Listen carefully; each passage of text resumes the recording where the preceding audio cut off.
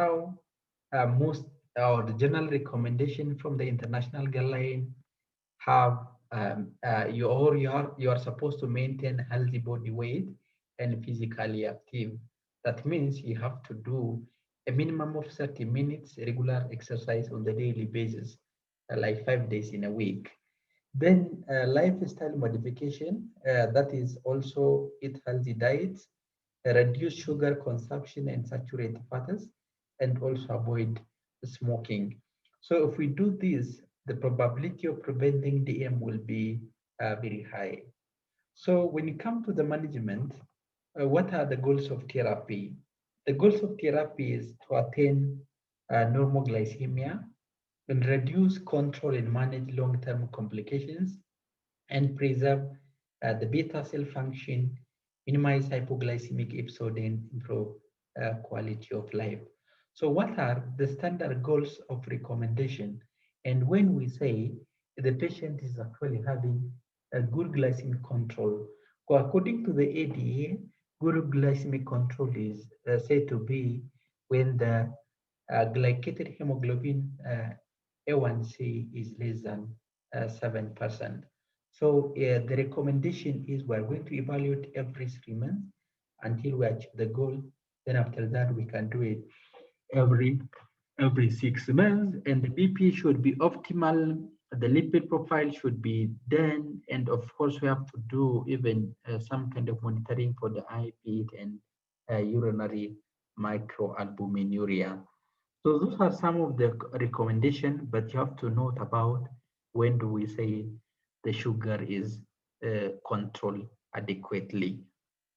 Then, when you look at the non-pharmacological treatment modalities, you have to reduce or you have to take like low fat, high fiber, low to moderate calories. And moderate weight reduction is very important by reducing calorie intake and by doing physical activity. That is very, very important. So specifically, regular physical activity improve blood glucose because it promotes utilization, and also it reduces the risk of cardiovascular disease such as hypertension and hyperlipidemia, and it also prevents the onset of type 2 DM. Because of this reason, like for type 2 DM specifically, like regular physical activity is like the major non-pharmacological treatment modalities, which is usually recommended by most of the practitioners. Then let's see like the management of type 1 DM first. Remember, when you say type 1 DM, it is an absolute deficiency. So the patient is like dependent on insulin. They're supposed from exogenous sources. So most of the time, for type 1 DM, we are going to supplement exogenous insulin preparation available in the market. So what are the doses for type 1 DM? According to the American Diabetic Association, like zero point 0.5 units per kg per daily dose is the total daily dose of requirement for majority of the patients. So what you are supposed to know is you have to measure the weight of the patient, then you have to calculate the total daily dose of insulin required the patient, like zero point 0.5 units times by the weight of the patient. We can calculate the total insulin requirement for the patient, but mostly 0 0.5 units per kg per day is the usual starting dose according to the American Diabetic Association. So insulin is actually like stored, like it's packed in the form of vial. That is the packaging material, as you can see. So it has actually having a rubber cap. So it is important to take the insulin from the container. So when you look at the types of insulin preparation we're having, we do have basal and bolus insulin that mimic the endogenous insulin secretion. So the bolus one is usually mimicking like the first phase of insulin secretion, like bolus or immediate release within the first 10 minutes after taking food or after increasing the sugar level in the serum. The basal is like in between food. So it is like the second phase of insulin release secretion can be mimicked by basal administration of insulin. So is there anyone who came across an insulin product?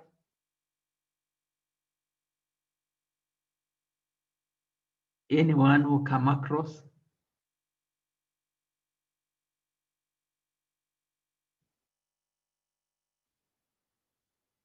Okay. So most of the formulations insulins are usually available in the form of like 100 units. Yeah, 100 units per ml. I think this is the most common strengths we're having in the market. So like one vial contains like, or in 1 ml of insulin, it usually has like 100 international units of insulin. So if we measure 1 ml means it contains 100 units. So I think in the Kenya market, we do have like in 10 ml vial. So if the vial contains 10 ml, how many units of insulin does it contain?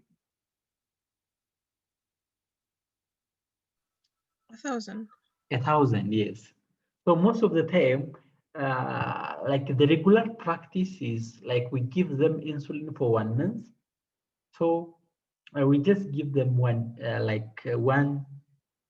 In fact, when you are dispensing insulin, you have to calculate like the prescription, like how many vials the patient will require. But one vial contains what? 1,000 uh, international units of insulin. Then you have to calculate how many, according to the prescription, you have to calculate how many vials the patient requires. That is very important. So accordingly, we can give them. But most of the time, like one vial is sufficient for 1 month because one vial contains 1,000 international unit of insulin. So this is the insulin syringe, how it look like.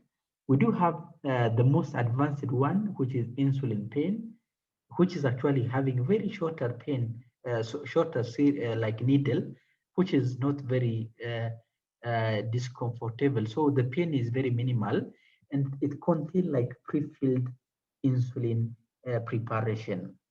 So this one is also available locally, but it's a bit expensive in most of the cases. It contains like pre-filled insulin. It is user-friendly even to measure. Yeah, so this is the insulin pen. So it usually measure the insulin from here. So it's very easier even for the patient to measure. Then, but the most widely available one is like the 1 cc insulin syringe. Like 1 cc means like 1 ml. So it usually have like, it is actually like graduated every 10 or every 5 units up to 100 international units. So with this insulin syringe, we can measure like 100 units of insulin. Okay, then insulin should be refrigerated. If not, it will undergo degradation and loses its efficacy. That is why insulin should be refrigerated between 2 to 8 degrees Celsius. But insulin can stay at room temperature after opening for a maximum of 28 days. But after that, most likely the possibility of losing its potency and efficacy is very high. So we don't advise the patient to take after 28 days. Then insulin should be administered subcutaneously. There are several routes of several injection sites: abdomen, thigh, arm, and buttock. But depending on, because of the variation in the blood flow, the absorption usually varies from those sites.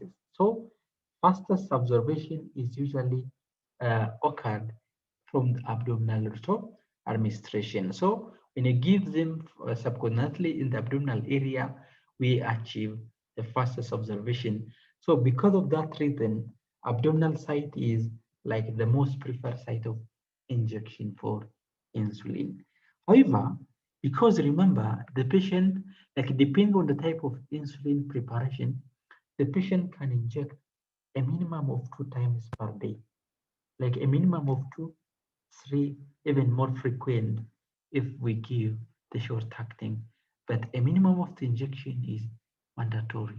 So because of that reason, rotation of the injection site is usually recommended. So remember, one of the major problems with insulin administration is lipohypertrophy. Because of its anabolic effect, it can cause accumulation of fats at the site of injection, as you can see from this diagram. We call it lipohypertrophy. So the major problem of this lipohypertrophy is it can decrease or prevent the proper absorption of insulin. Because of that reason, please advise the patient to rotate the injection site in the circular fashion, like maybe like the space of the two fingers, huh? The space of like there must be like spacing of the two fingers. Yeah, like if we do the injection here, assuming that this is the weight of the two fingers, then they are going to do the injection in the circular fashion. That is very important. Huh? Okay, then of course, proper measurement is very important. So assuming this is the insulin vial, so it has actually a rubber cap. So it's very important. So what you can do is you have to, in the first place, you have to swap with alcohol. Yeah, that means like you disinfect the area so that you don't allow the entrance of microorganism. Disinfect with the alcohol swab. That is the first thing. After you actually swap with alcoholic materials, then the next step is actually you properly measure the insulin depending on the doses as per the prescription. So when you are measuring, you have to actually prevent like air bubbles from the syringe. You know, the problem with air bubbles is actually it can actually even interfere the proper measurement of the insulin. For subcutaneous administration, the problem with air bubbles is just like it reduces the dose. But if we actually inject air bubbles into the intravenous circulation, it can cause air embolism. Remember, there are various causes of air embolism. There is fat embolism, there is air embolism, there is also even thromboembolism because of embolus and thrombus. So because of that reason, for this scenario, it cannot cause significant harm, but the problem is the bubbles can actually interfere with the proper measurement of the insulin. So we have to actually avoid any air bubbles from the syringe. You have to tap it. I don't know whether you have noticed when the nurses are actually injecting, they usually actually like try to remove the air bubbles because the bubbles actually even cause some kind of pain. But the major problem in this case is actually inadequacy of dose or inadequate dose of the patient, dose of the insulin can be administered to the patient. So that is the most important thing. We need to give proper instruction. So advising the patient how to inject insulin is the role of the pharmacist. Most of the patient, they will come with a prescription of insulin. If they don't know how to inject them, you have to give them proper instruction. So tell them to swab with alcohol swab the area, then they have to pinch. Yeah? They have to pinch the area, then they have to actually insert the needle like 90 degrees, then they push the plunger and hold it for 5 minutes. So that is how you are supposed to administer. And most of the injection with insulin is like painless because you don't really see any any significant pain with subcutaneous route of administration. So I hope you have seen the insulin syringe from pharmacology lab. Huh? I don't know whether you have administered intraperitoneally for mice. So mostly we are going to use insulin syringe because the needle is very smaller and it's convenient for animal model. So those are the site of injection, but this is the most common area because of the fastest route of observation. So having said this much, now let me take you through like a brief video how about the proper administration of insulin, just like a simulation from the YouTube. So let us watch the video together. It is just very short video. Let me share.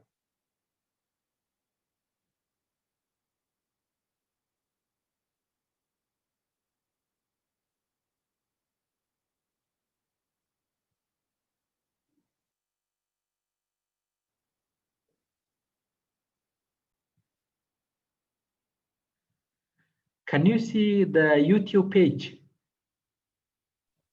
Yes. Okay. Many of my Can you patients hear? are hesitant to begin injecting insulin. Yes. But once they Okay. actually Yes. try it, it becomes like any other routine. Here's how I teach them. You'll need your bottle of insulin, syringe, and a sharps container. Always wash your hands with soap and water before you begin. Typically, there are 3 syringe sizes. 1 cc holds 100 units of insulin, a half cc holds 50 units, and a third cc holds 30 units. Talk to your care team about how much insulin you need and which syringe size you should use. Insulin needles have gotten much smaller over the years, so they are much less painful than you might expect. When you first get your insulin, keep it refrigerated. After the first time you use it, you can keep it in room temperature for 28 to 42 days. It will be more comfortable to inject. If you have cloudy insulin, it needs to be mixed. Gently roll the bottle in your hands, then rotate it from top to bottom without shaking. When you're ready to inject, pull the plunger back to the number of units needed, drawing air into the syringe. Insert the needle into the bottle of the insulin through the rubber cap. Inject the air from the syringe into the bottle. Turn the bottle upside down with the needle in it. Make sure the tip of the needle is fully submerged in the insulin as you pull the plunger back to the correct number of insulin units. This helps prevent air bubbles. Air bubbles aren't harmful, but can take up room and prevent you from getting the right dose. If you have bubbles, simply inject the contents back into the bottle and repeat the procedure. Next, inject at a 90-degree angle. Hold for 5 seconds, then pull the needle out. Drop the syringe into the sharps container, which you can buy at any local pharmacy. Ask your diabetes care manager where to safely dispose of your sharps container when it's full. Make sure not to reuse insulin needles as it's not safe and can cause more pain with injection. It's important to switch injection sites to prevent bruising and pain. Each time you inject, choose a new site this way. Rotate injection sites in an imaginary circle. Always leave 2 fingers width in between injection sites and keep the same distance from your belly button. Your care team prescribes insulin because it's safe and effective. We're confident you will be able to use it successfully. If you have any questions about how to inject insulin or how much to take, ask your care manager. Adjusting to a new habit can be challenging at first, but the benefits to your health are worth it. Okay, this is all about like the procedure of insulin injection. But I don't know whether you notice about like the vials are not supposed to shake. By the way, this is a special precaution for insulin. If you actually like check it, it actually promotes the degradation of insulin. So you have to actually like slowly move it from top to bottom, but not because shaking. For the insulin, it is not usually advisable. Then the most common syringe you are having is like the 1 cc. That is the most common syringe you are having in the market. Then 90-degree injection after swabbing is usually recommended. So this is all about how about the correct injection of insulin. Now let us continue. Do you have any question so far about the injection of insulin? So are you in a position to inject subcutaneously because we are the one who is supposed to give proper instruction?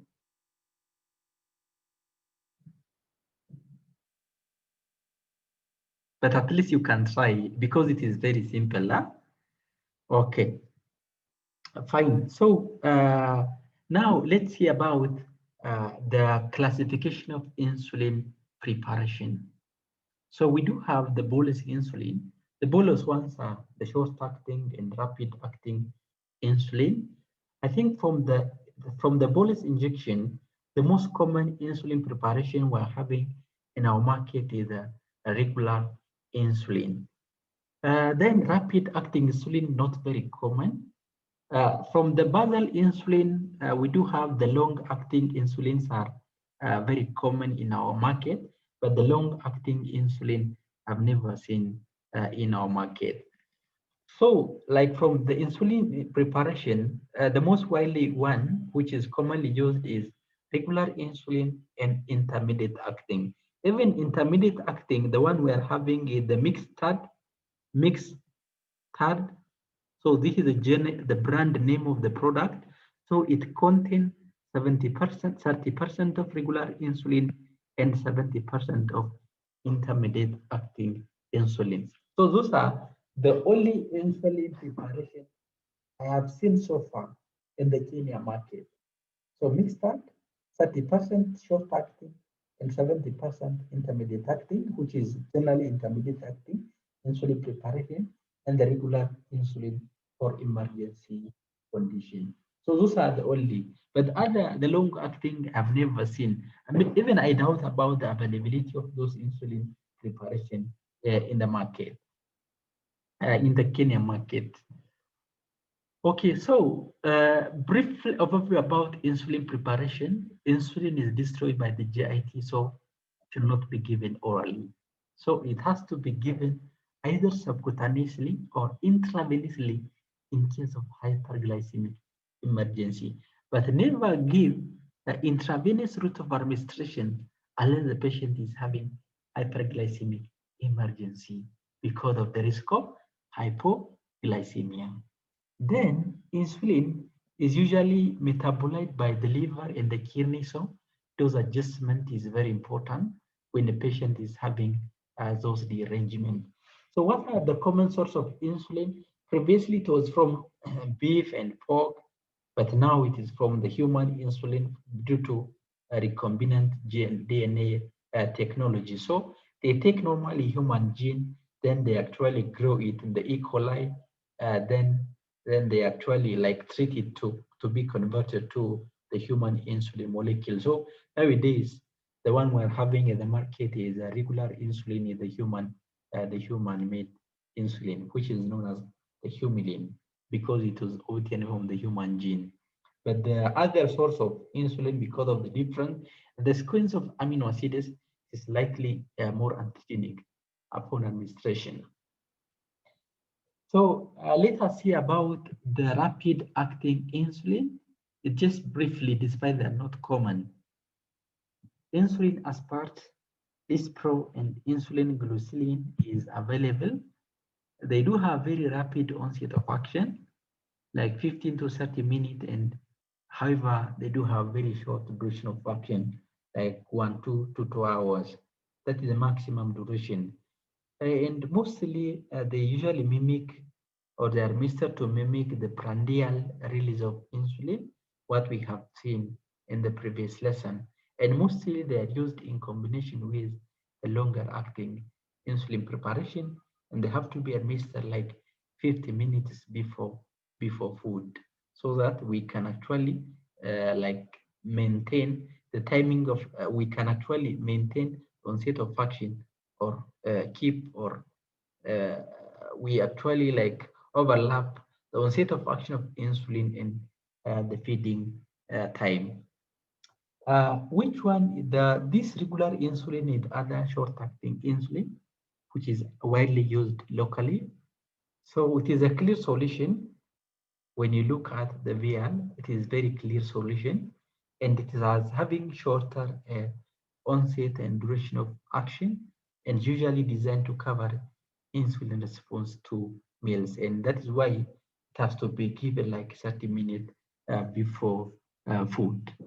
So why it's 30 minutes before food is just like to uh, overlap the onset of action of insulin in the time of the feeding, because usually regular insulin starts working 30 minutes after administration. So this one is the only insulin we're having in the market that can be administered by intravenous route of administration. Then regular insulin is, I have mentioned before, the duration of action is like 5 to 7 hours. And most of the time, regular insulin is usually given 3 times per day, TDS. The duration is like 5 to 7 hours. So mostly TDS is the most common frequency of dosing. Then another important information to note, this is the only insulin preparation, or insulin is very safe to use in a pregnant mother. So what do you think? So why insulin is safe in pregnant mother?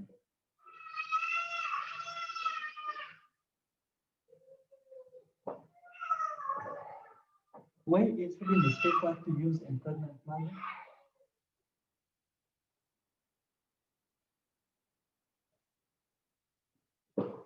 Can someone try?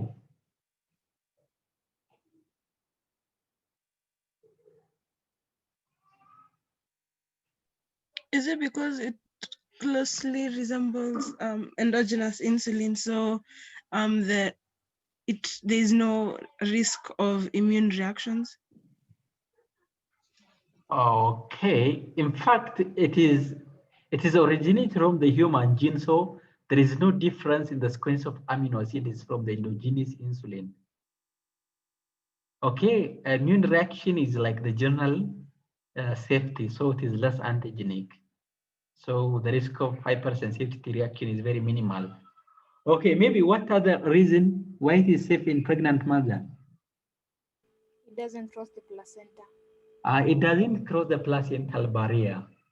That is the main reason, by the way, because it does not cross the placental barrier. It cannot cause hypoglycemia to the fetus. Because of this reason, so far, this is only medication we're having in the market to manage gestational DM. If the mother is having gestational DM, so this is only drug we are going to use it. Okay, then regular insulin is useful for IV therapy and the management of DKA. As I mentioned before, this is only insulin that can be given intravenously because it is a clear solution. So, but other intermediate and long-acting insulin, they are not useful in the management of emergency condition because they cannot be administered intravenously because most of them are suspension. Okay, I hope you know why we don't give suspension intravenously. Why we don't give suspension intravenously?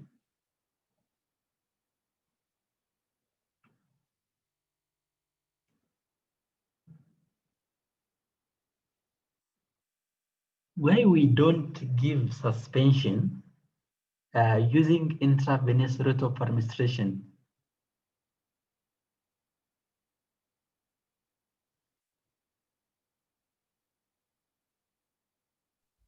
Is it because it would clog the blood vessel and can cause interrupt blood flow? Exactly, that is the major issues because suspensions, remember, they're actually like a dispersion. So if we give them a suspension means they might not be dissolved in the body fluids and it can clog the blood vessels and it causes even a stroke. So because of that, suspension cannot, it's only solution, but emulsion and suspension cannot be given intravenously, but they can be given subcutaneously, they can be given intramuscularly, but never intravenously. Okay, so the second one or the second type of insulin preparation we're having is the intermediate acting insulin. So this neutral protamine NPH or isophene is available locally, but in combination with the short-acting insulin preparation. So it is a suspension of crystalline zinc solution combined with the neutral, combined at neutral pH with protamine, which is a positively charged. So the duration of action is usually intermediate. It is because of conjugation with protamine. Protamine is, it can form less soluble complex with insulin. But zinc is mainly for stability. It's just like, I can say, it's just like to maintain the shelf life of the insulin preparation. But protamine is just to delay the absorption of insulin so that you can slow down the onset of action and prolong the duration of action. That is why this formulation is having intermediate of action, but never give intravenously because of the reason I mentioned, and because of that, it is not usually recommended in the management of emergency condition, because in case of emergency condition, we are going to use what? Intravenous route of administration. Okay, then. Okay, I think this one you can read, but the major problem with NPH is protamine is a foreign substance, so some patients can develop a kind of allergic reaction. The long acting, I've never seen in the Kenya market, even in our country too, is the insulin glargine, vitamin, lente, ultra lente insulin. Those are usually given like once daily. We call them even like basal insulin because they do have slower, like the slower onset of action, but prolonged duration of action, and usually given once daily dosing. But I have never seen them. The difference is actually is a 3 amino acid, so it results in low solubility at physiological pH. So because of low solubility, they do have what? A longer duration of action. So the insulin glargine, ultralent insulin, they are some of the examples of long-acting insulin. They do have prolonged hypoglycemic effect, and however, they have to be given only by intravenous route of administration. So those are the long-acting in general, but this is a summary of different types of insulin products. Rapid acting usually clear, short acting even it is clear, but intermediate is usually cloudy. Extended long acting insulin like the glargine, insulin ditama, they can actually be colorless or clear solution. But anyway, those are the insulin products we're having in the market. But the most common one is the short-acting regular insulin and the intermediate-acting, the mixture of short-acting and intermediate-acting insulin preparation. So the intermediate-acting insulin preparations are usually given twice per day. So even the recommendation is you normally calculate the total daily dose of insulin per weight of the patient. Then you give them 2/3 in the morning and 1/3 in the evening. So usually high dose of insulin is given in the morning, but low dose in the evening hours. Do you know why? Do you know why high dose of insulin? If we administer mixed that or twice daily dosing, we usually give 2/3 in the morning and 1/3 in the evening.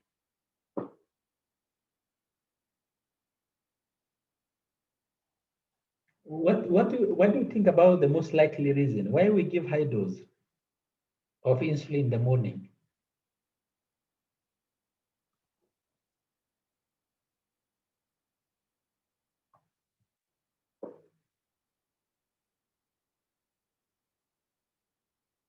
Maybe let me give you like 2 minutes to explore. Just explore in 2 minutes time, then you will tell me the reason why we give high dose of insulin in the morning.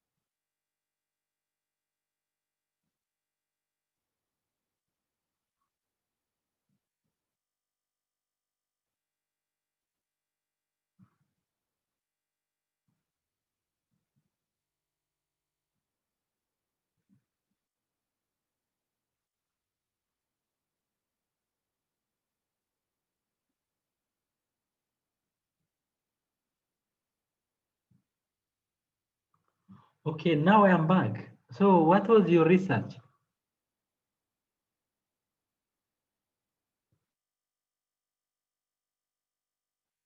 Did you manage to get the information why we give high dose in the morning and low dose in the evening?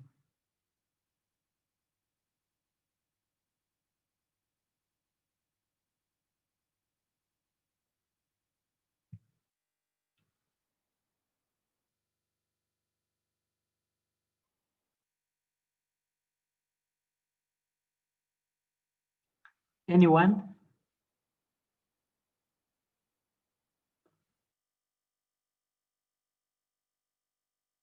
Okay, Christine. Yes, sir. Did you manage to search?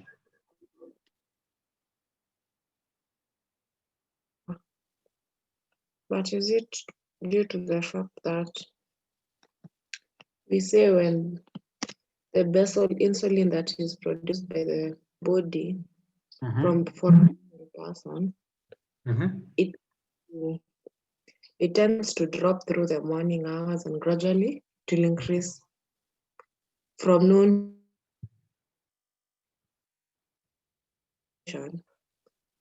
I bet the insulin levels are going to be low, so you give quite a high dose. Okay, any other person who can support her? Vivian?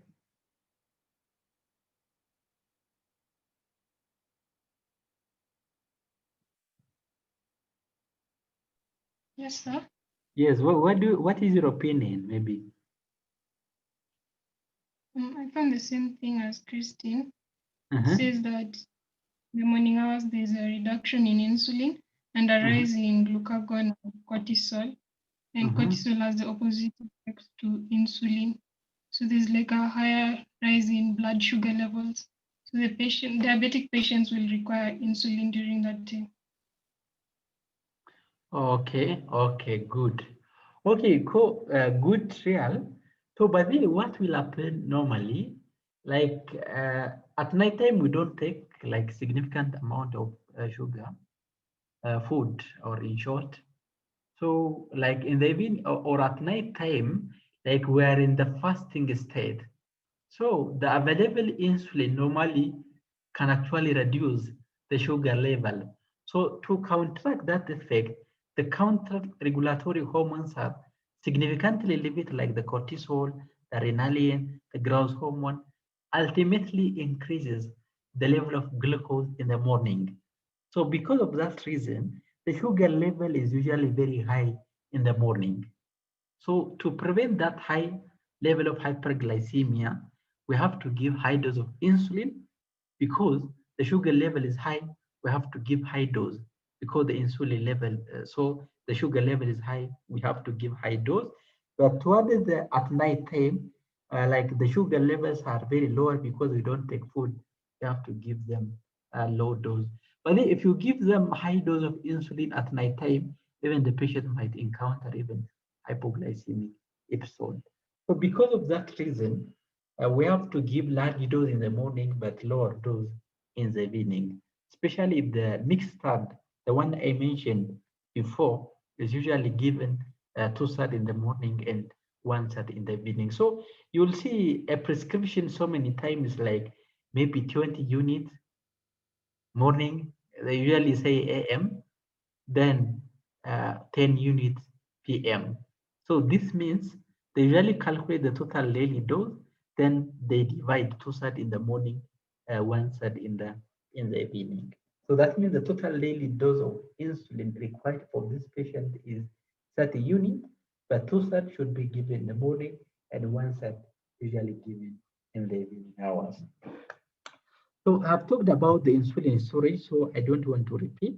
So at room temperature, it can stay for 4 weeks, but avoid direct sunlight contact because if you expose for sunlight, what will happen? It can actually undergo a degradation and loses its potency. So I mentioned about the insulin dosing. Usually, higher dose is required for type 1, but type 2, like toward the end, we have to give like insulin the patient can be insulin dependent when the disease is actually even progressed in type 2 DM patients. When the remaining beta cell function is no longer working, now the patient becomes insulin dependent. But there is also a scenario when we are going to use insulin in type 2 DM, but I will come later at the end of diabetic management session. So having said this much, let us talk about adverse effect of insulin. So what are the major adverse effects of insulin?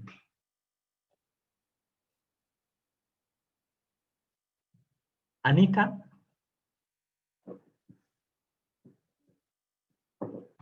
Pardon, sir. What are the major adverse effects of insulin? Hypoglycemia. Hypoglycemia, huh?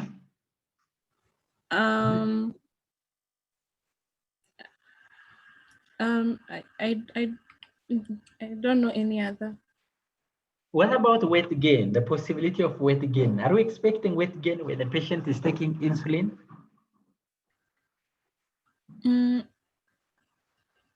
Yeah. Why? Why weight gain? I think because they'll. I'm not too sure, sir. Okay, fine. Any other person? So hypoglycemia is the most common complications of insulin therapy. That is why diabetic patients are supposed to have any identification. Okay, of course, this time around, yeah, despite you fall down, who will actually even like take care of you and let the police come? I don't think so. It is a communist practice normally like to support someone when someone is fainting at the middle of the road. No, nowadays, no. Yeah, because of the issue of westernization. So like it's not a common practice, but anyway, the principle is any diabetic patient are supposed to have any identification or any blood letters that can be used as an identification in case of emergency. So what we fear in diabetic patient is hypoglycemia. As a result of the treatment-related side effect, hypoglycemia is the one we fear.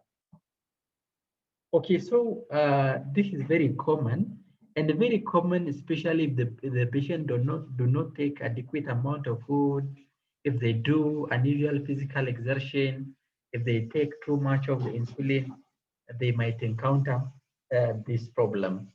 So this is the major issue in a diabetic patient. Then, of course, some insulin preparation can be allergic, but very common with non-human source, but still a very rare condition that can happen. But another circumstance is lipodystrophy at the injection site, or maybe a hypertrophy of the subcutaneous tissue is very, very common. So this one is true, and you'll actually see it when a patient is having, when the patient is actually taking. So this one can be resolved by rotating the injection site. You have to rotate the injection site. That is how you are going to resolve the problem. Of course, there is a possibility of even weight gain. So why weight gain can happen in diabetic patients after insulin administration? Why weight gain?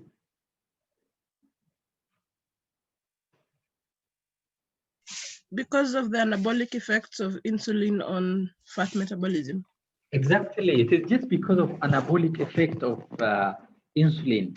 That is why weight gain is very, very common after insulin administration. Okay, good. Then I think this is all about insulin. Then the next step is let's see about how we are managing gestational DM.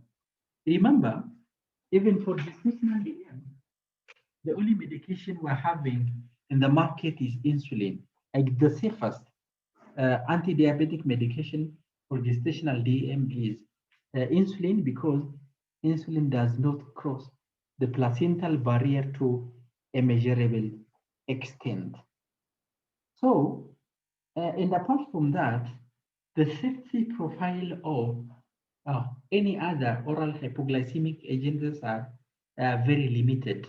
So generally speaking, oral glucose lowering agents are not generally recommended in pregnancy.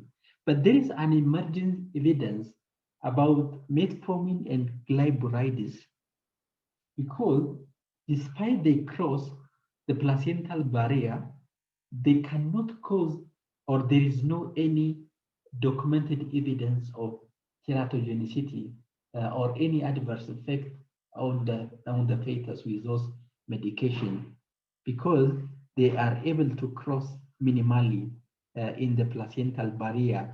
But despite this, still so far there is no approval about those treatment modalities in gestational DM patient. So far, the only safer medication we're having for gestational DM is this one, insulin. But if we don't have an option, maybe we can use glyburide, because glyburide has a lower potential to cross the placental barrier as compared to metformin. But as of now, still we're using insulin even in gestational DM. Then now let's see about management of type 2 DM. So type 1, we just give them insulin, and I mentioned we have regular insulin and mixed regular we give 3 times daily by calculating the total daily dose. So we have to divide it in 3 doses. Then the mixed we give 2 thirds in the morning and 1 third in the evening. So this is only. So type 1 DM management is very simple, because we are just relying on insulin, then we adjust the dose accordingly. Then type 2 DM, we do have several options of treatment for type 2 DM, and mostly we are going to use oral anti-diabetic medication. Now, let me try to jog whether you read about the pharmacology part or the pharmacological management of type 2 DM oral hypoglycemic agents. The first one is insulin secreting agent, sulfonylureas. So maybe is there anyone who is willing to give us what are sulfonylureas, class of drugs, how does they work? Can you give me typical example? What are the major adverse effects of this class of drugs? One person.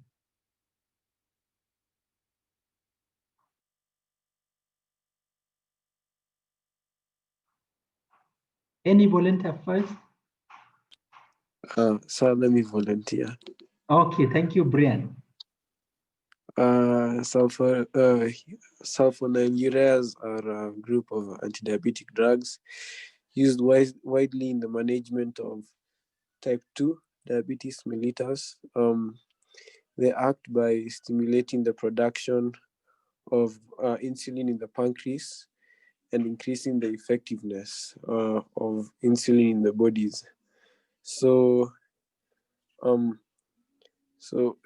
mechanism of action is that they raise the plasma concentrations of insulin. Consequently, they are effective only when residual pancreatic beta cells are present. So, okay. Exactly. When you get to side effects, side effects, they include signs of low blood sugar, such as sweating, dizziness, confusion, hunger, weight gain, skin reactions, upset stomach, dark colored urine. Those ones are the ones I know, especially the dark urine and the weight gain. Yeah. Okay, fine. Okay, thank you so much.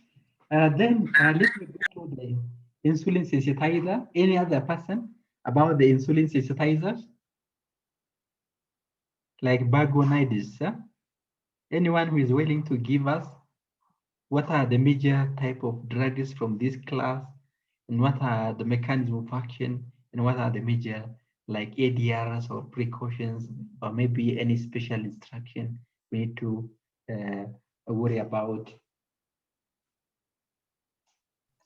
Bigonides are, for example, metformin, which is the Okay. most common one, and they're insulin sensitizers because as opposed to the secretagogues, they do not have any effect on the secretion of insulin, but instead they increase the peripheral tissue sensitivity to the insulin being secreted by the pancreas.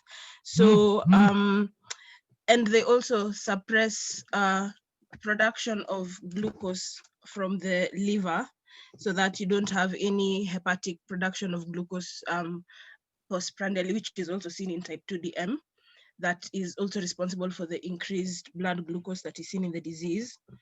And so it enables the peripheral tissues to have a greater sensitivity to the insulin, so that we have reduced blood glucose because it is being utilized by tissues.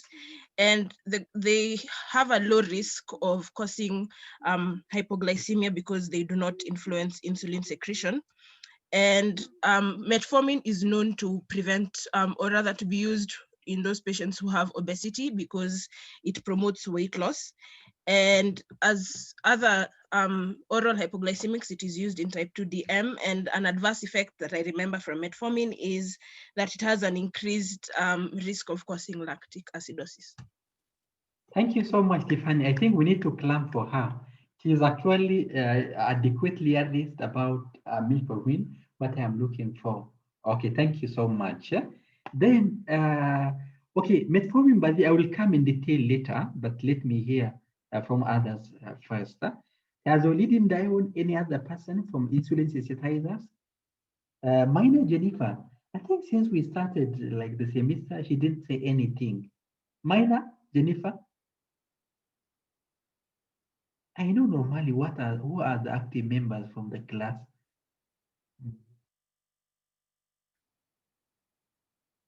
Okay.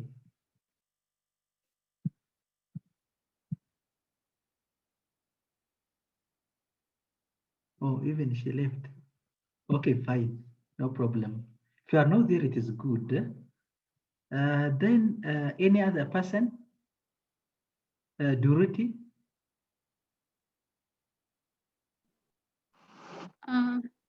The So other class. Yeah, tazolidine dione. So the examples are rosiglitazone and pioglitazone.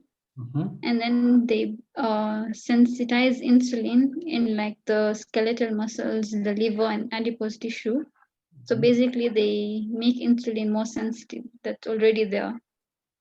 They don't secrete insulin. Okay, fine. Then what are the major precautions we need to worry about with this class of drugs? But then they are available locally. Tazolidine dione, pioglitazone, I think I have seen it.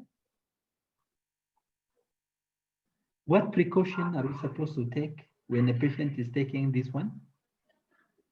If you have any heart conditions like heart failure, it's like contraindicated because of the ADR of fluid retention. Oh, exactly. So what we need to be worried about with tazolidine dione class of drugs is actually fluid retention. So when a patient is having any underlying cardiovascular disorder, we have to be very cautious and not to use at all. Okay, good. Thank you so much, Dorothy. Then let me go to alpha glucosidase inhibitor.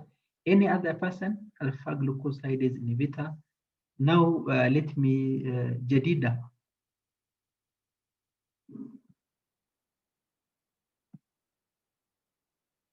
Jadida, can you talk if you can?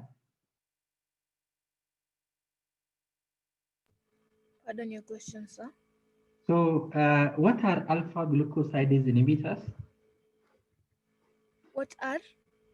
Alpha glucosidase inhibitors. This one. I think they are drugs that they prevent the they delay the absorption of carbohydrates from the small intestine. So they lower the effect of they lower the effect on postprandial blood glucose and the insulin levels. Okay, thank you so much.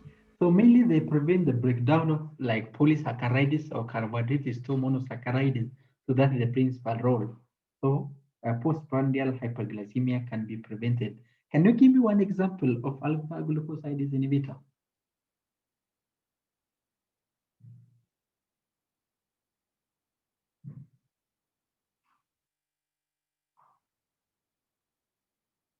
Okay, anyone who can give me one example of alpha glucosidase inhibitor? Acarbose and miglitol. Okay, good. Then let me go to the DPP4 inhibitor. Anyone who is willing to volunteer to give us information about the DPP4 inhibitor? Mercy, one of the Mercy, please.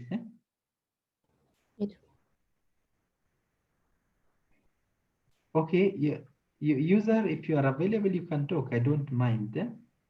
Who is user? It prolongs incretin action by preventing the degradation of GLP-1. Okay, what is the role of incretin? It promotes the secretion of insulin from the pancreas. Exactly, after food. Mostly what mediates to release of insulin by incretin is actually food. The moment you take food, now incretin from the GIT activators so that it actually promotes the release of insulin from the pancreas.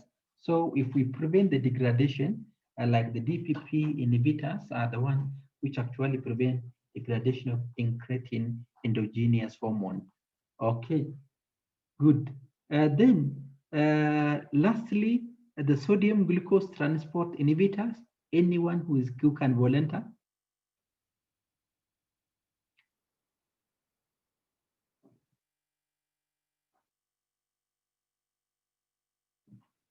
Any volunteer? Maybe Joan? What I know is that they reduce glucose independent of insulin. So they lower the amount of glucose in blood without the use of insulin. So how do they lower?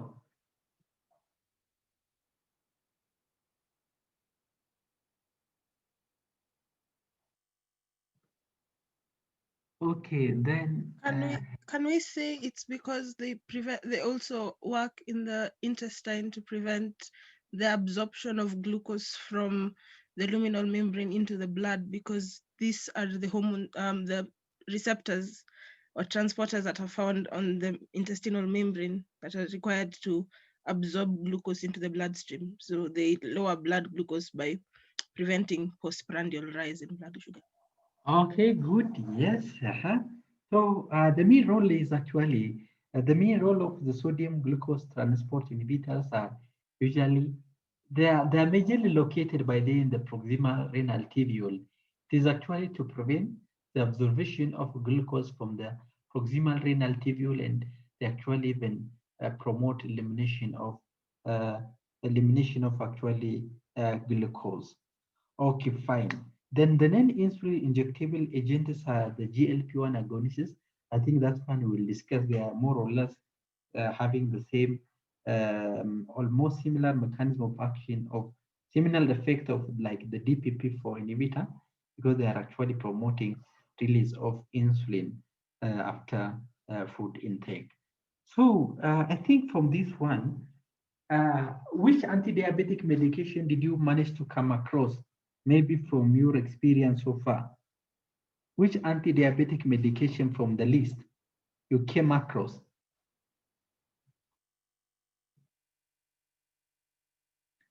Anyone who has seen those anti-diabetic medication?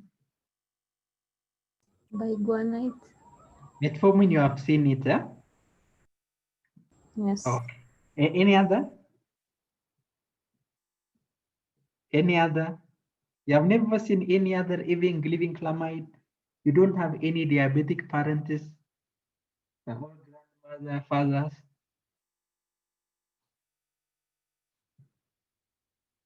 Or you don't want to disclose. Okay, fine. So anyways, I think the most widely available ones are from insulin sensitizer, buy one metformin. Tazolidine, we still have it, but we can also use it.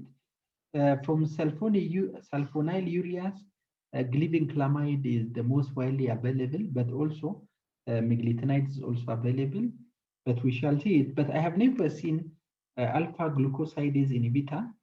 DPP inhibitor, I think they are available, despite I didn't came across the gliptin families. Even the sodium glucose transporter, they are also available locally. So maybe you can navigate your any community pharmacy and check which anti-diabetic medication is available. Maybe would you mind if you check any nearby community pharmacy and look at which products are available locally? I think that is the easiest way. So maybe you will tell us or you will update us next week on Monday. Yes, please. Then oral hypoglycemic agents, they are used in DM type 2 along with lifestyle modification. So that is like dietary modification, exercise, and smoking cessation. So they are most effective if we combine with these treatment modalities, and should not be given in a patient with type 1 DM. So why we don't use oral hypoglycemic agents in type 1 DM?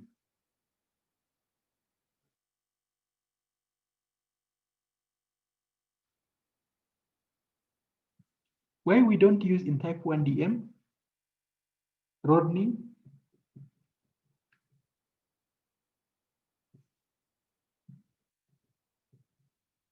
Yes, sir. So what is your opinion? Why we don't use in type 1 DM?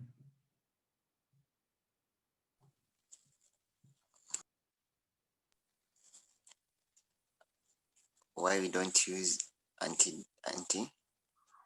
Oral hypoglycemic medication in type 1 DM management.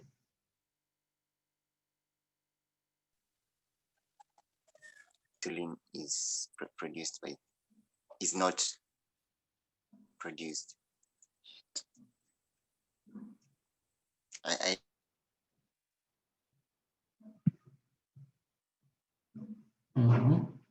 Okay, thank you for your attempt. I don't have answer.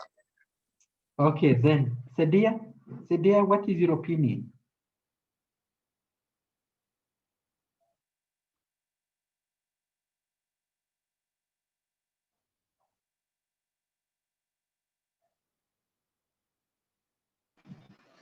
So please repeat your question.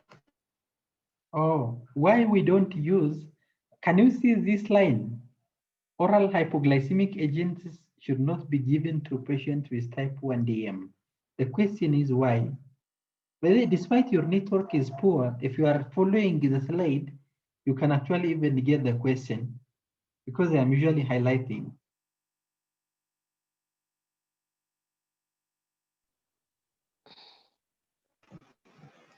I'm not really sure, sir.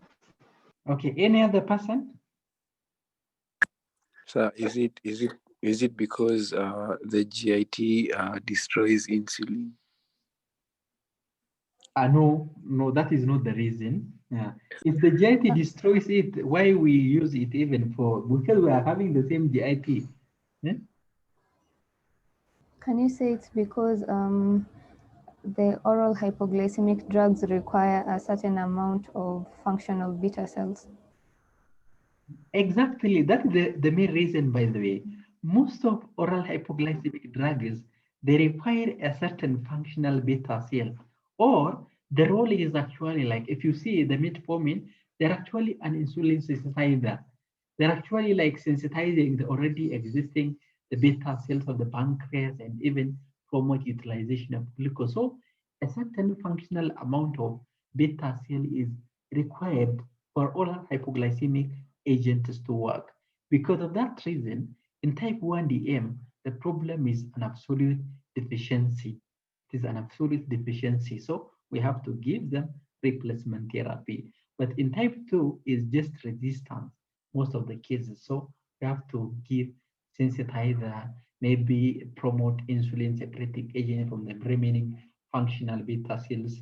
So in such a way, you can control. So if you give them in type 1, oral hypoglycemic agents are not effective. So, and there is also, the disease progresses, by the way, the disease progresses like when the remaining beta cell function is actually declined, now the patient can be insulin dependent and we're supposed to give insulin replacement. But I will discuss later what other preconditions, like what other conditions requires the use of insulin in the management of type 2 DM. Okay, so oral hypoglycemic agents are for type 2 DM.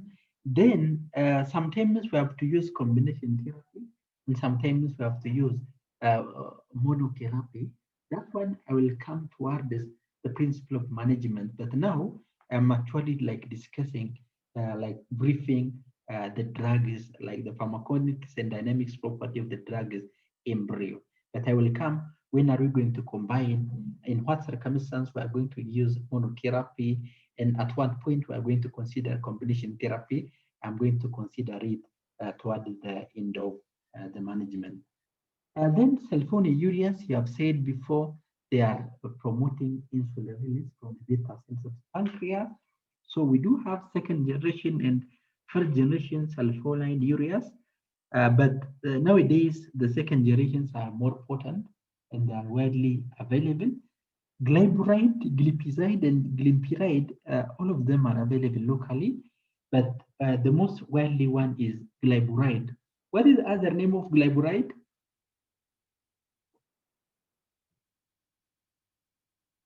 Glyburide, other name?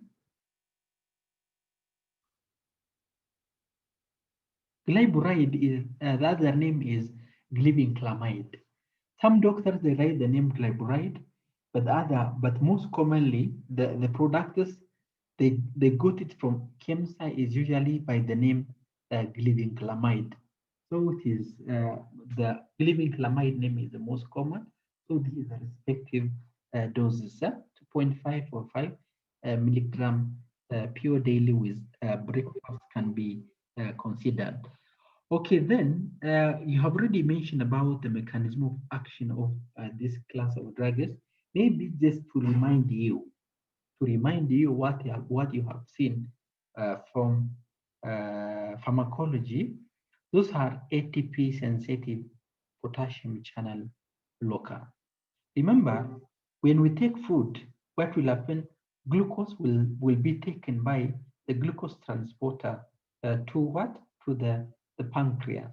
Then it undergo metabolism and generates ATP. So this ATP will closes the ATP sensitive potassium channels, which is located in the beta cells of the pancreas. So when it closes now, potassium will not be actually like pumped out. So this accumulation of potassium causes depolarization and allows even the influx of calcium. Then calcium by exocytosis, it actually promotes the release of insulin into the serum. So this is the principal mechanism of action of sulfonylureas class of drugs. Then sulfonylureas, they are good observation orally. They are metabolized by the liver, and they do have like duration of action, which ranges up to 24 hours, but they can cross the placenta and may cause severe hypoglycemia at birth, so that it is contraindicated in pregnancy. But if we're supposed to use, if we don't have maybe insulin, and if we're supposed to use maybe glibenclamide, has minimal transfer or minimal ability to cross the placental barrier, and it can be like a safer, a relatively safer alternative to insulin therapy for diabetes in gestational DM patient. Okay, then another important point to note from here, sulfonylureas, dose adjustment is usually required for renal patient. So most of the time, if they do have CKD plus DM, this class of drugs are not generally recommended because of the renal clearance. Then the major limitation with sulfonylureas is they are not able to stimulate insulin release from the beta cells of the pancreas in cases of glucose toxicity. When the glucose level was significantly very high, it cannot actually stimulate the release. So this is the main limitation of this class of drugs. But as you said, the major ADRs from this class of drug is hypoglycemia and weight gain. Mainly the hypotensive, sulfonylureas, glyburide and glipizide, they can cause hypoglycemia and weight gain. So why weight gain and hypoglycemia is a side effect of this class of drugs? Vivian. Yes, sir. So why hypoglycemia is a common side effect of sulfonylureas?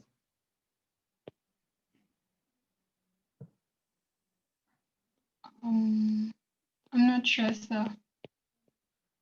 Maybe can you call another person? You pass the question to another person. Okay. To whom? Let me see the list. Anita. Anita, okay. Anita, you are chosen by using random sampling technique. So can you try to respond?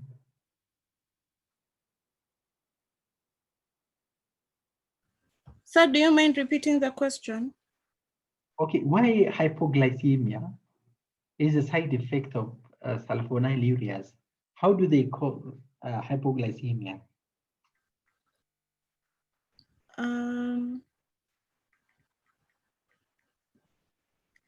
So I'm not too sure. Okay. Then Makina. The question is very simple. That means some of you are not attending. Makina, what is your opinion? Wait, sir. Oh yes, Excuse okay. me. I think it's because it leads to excess insulin production and release. Yes, because it promotes insulin. You just look at the mechanism. That is why mechanism of action of the drug is really very important. Because based on from the mechanism, you can actually say about ADR, many things based on the action you can say about the side effect of the drug. So just promoting insulin release means it can increase the risk of hypoglycemia. Then why it causes weight gain, Anita? Maybe can you respond for the same question? Why weight gain?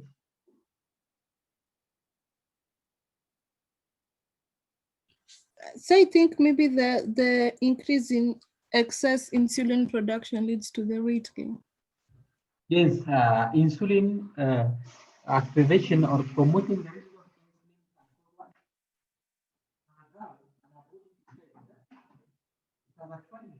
anabolic effect and ultimately causes weight gain. So that is the most important thing to note. So use in caution with hepatic and renal insufficiency because of delayed excretion can increase the risk of hypoglycemia.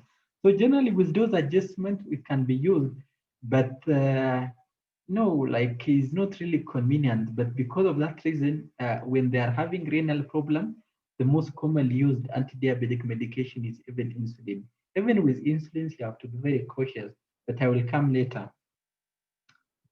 Okay, then the meglitinides. From meglitinides, we do have rapaglinide and natiglinide.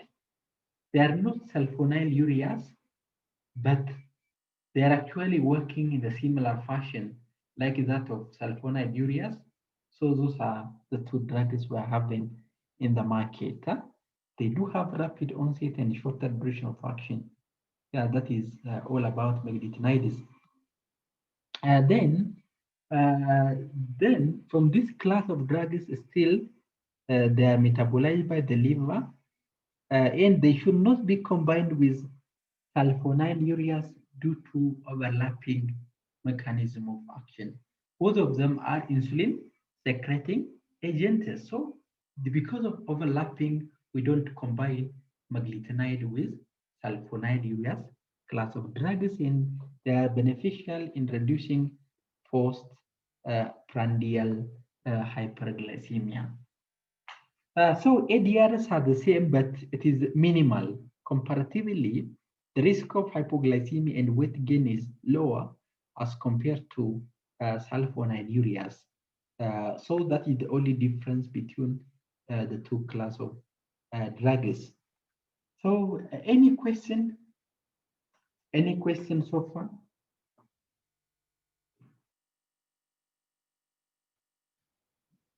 Okay, fine. So to prepare you for the next class, let me stop from here. But for sure, next time we are going to conclude the remaining part of DM and we'll proceed to another topic. Huh? Yes. So like as I have seen today, as much as you can, some of you read it, some of you didn't. So try to read before the class.